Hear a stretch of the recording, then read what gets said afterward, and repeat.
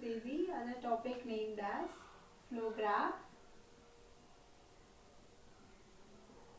and Flowcharts. Okay, we are going to see the difference between Flowgraph and Flowchart.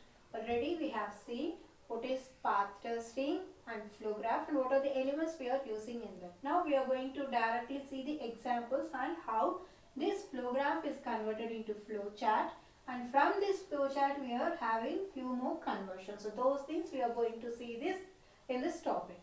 First one is Flowgraph. Right? I am going to take an example, that is z equal to x plus y. Z equal to x plus y. So consider this is x is an input value and y is an input value, and z is your expected output. So we are having one operation which is named as addition operation. So we are making use of addition operation, right? So we are going to take one example here. P1 is your process 1. Okay, this is your process. In Flowgraph element, first one is process, and you will be having only one entry and one exit. And second one is decision.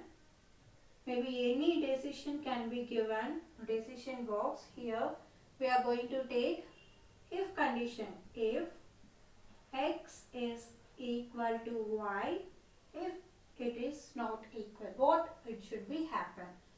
So yes, if it is true, yes, do one more process, and if it is no, do another process. Okay, so we are having two categories. If it is yes, we are going to do one more process is named as P2, one entry and one exit. And if it is not true, we are going to one more process which is named as P3. And for this also, you will be having one output. So for S, you will be having one output. For no, you will be having one more output. So at last, you will be getting expected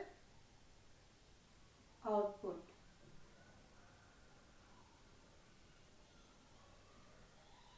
Okay, here also expected output. This is very basic example I have taken for your flow graph. So this is your decision element, this is your process element, and junctions, it's mainly used for skip or jump that particular part, and we are going to next process. Okay, here I am not going to use any junctions or case statements, we will see it later. Now we are going to take flow chart. How this flow graph is converted into flow chart. We are going to use the same example. First one is P1. What are the input value we have taken? X and Y, and output is your Z. So we have to write input. What are the input values? X, comma, Y. Right? And what are the output? Your Z. And we have to mention in flowchart each and every steps. What are the minor steps also we have to mention in flowchart. What are the input values also we have to give. Consider we are taking the input as 2 and Y input as 2. Okay, X value is 2 and Y value is 2. These are your input values. And next what we are having? This decision symbol. And in that we are using if statement. If X is equal to Y, if it is not equal to, what should be happen? Okay, process 2. What is that process 2? Consider if it is true, this side do some process. If it is not true, this side do some process. Okay, here Z equal to X plus Y, and here z equal to x minus y, and this you will be getting one output, and here also you will be having one output, right? This is your expected output.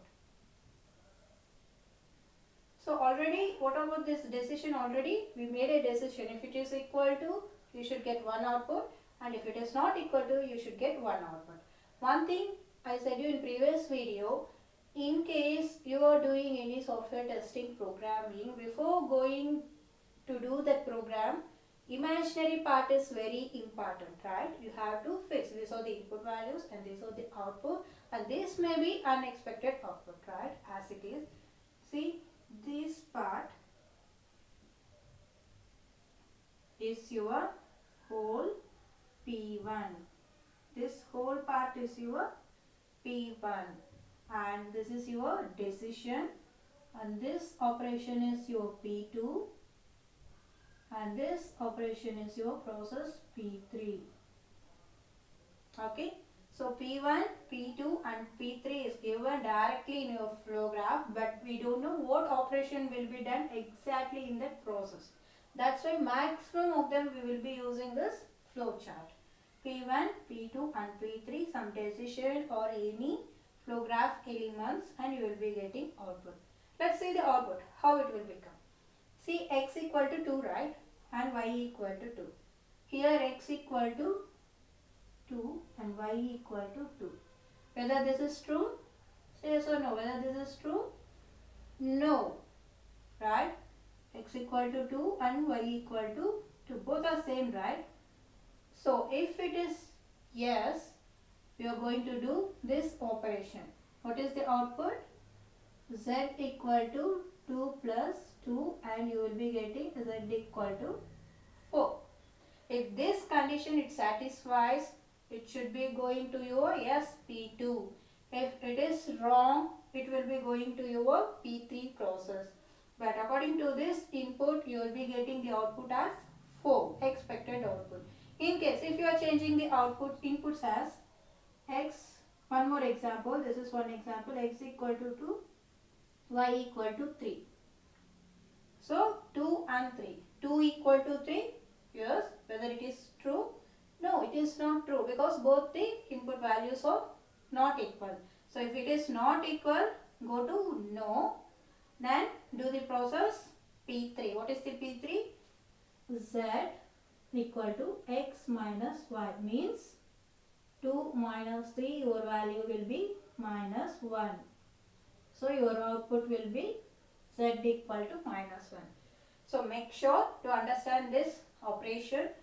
If this particular statement is true, it goes to your yes, doing that particular operation. If this statement is wrong, it goes to no, and whatever the process is given in that no process, it will be done, your output will be expected output. So if it is x equal to 2 and y equal to 2, it goes directly to the P2 process, and you will be getting expected output. If these two is not equal, then it directly goes to P3 process, and you will be getting one expected output. So flow graph to flow chart. Up to this, okay, right? Then we are going to see one more topic. This flow chart will be converted into a simplified form. Why we are saying it as simplified form? After finishing all the process, after giving so many inputs, and we are getting so many expected and expected outputs, right? Unexpected and expected outputs. After finishing everything, no need to confuse. So we are going to simplified form. We are making it very easier. We have to make it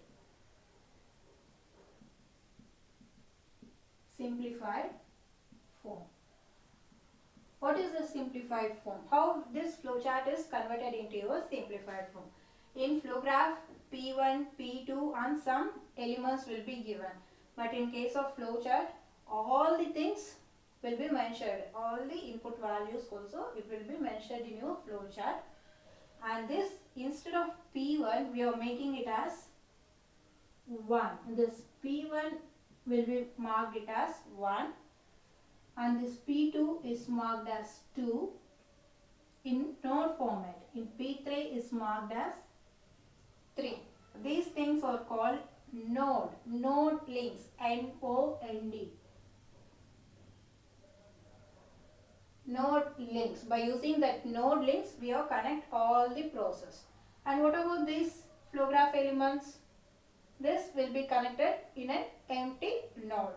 Let's see. This P1 is your first node, right? First node is going to another node which you are having flow graph element. It may be decision. Here I have used a decision element.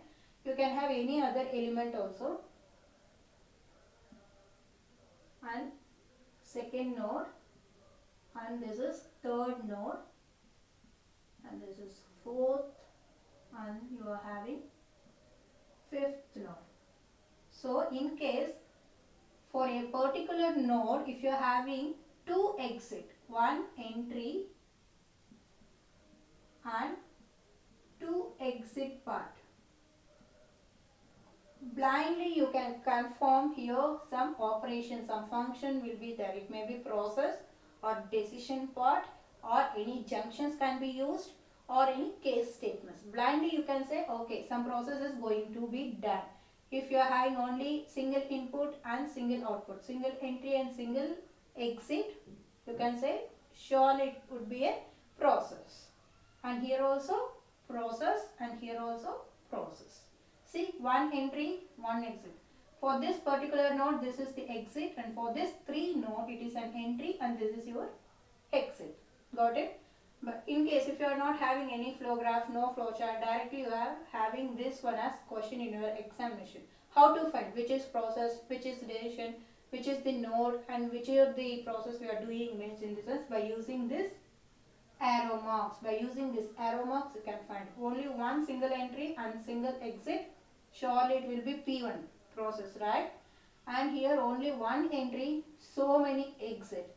So it should be a decision or case sensitive, that is case statement, or any process, or it may be junction also.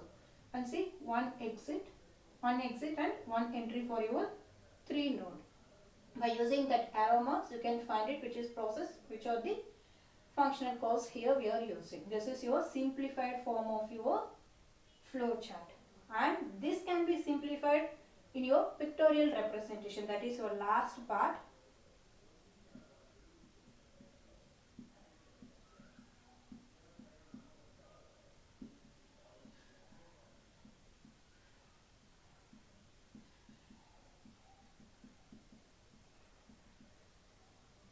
This is your final part. Here see, process 1 is converted into P1 including input values. This P1 is converted in the form of node 1, 2, 3, and these nodes, this and all is called named as nodes. These nodes are converted into your dot format. This one is one dot.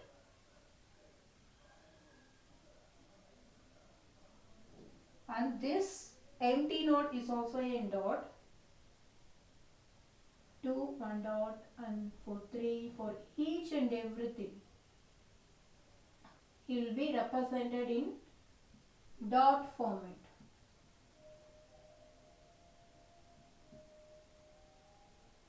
One, two, three, four, 5, right? In software testing methodology, in case, for example, you are having one question, right? Change this pictorial representation to a flow graph. In this sense, in this format, you can change it, because by using these arrow marks, one entry and one exit should be P1.